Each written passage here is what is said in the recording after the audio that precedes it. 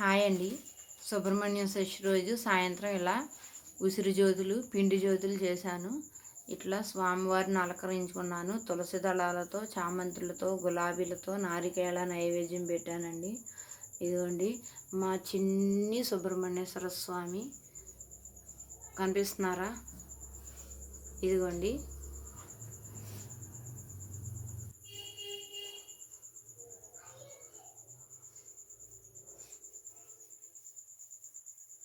మా చిన్ని కృష్ణయ్య,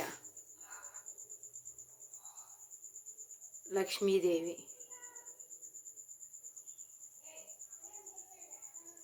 ఇదిగోండి ఈరోజు మా పూజా విధానం ఇది. సాయంత్రం పూట నచ్చితే లైక్ చేయండి, షేర్ చేయండి, సబ్స్క్రైబ్ చేయండి. బాయ్ అండి.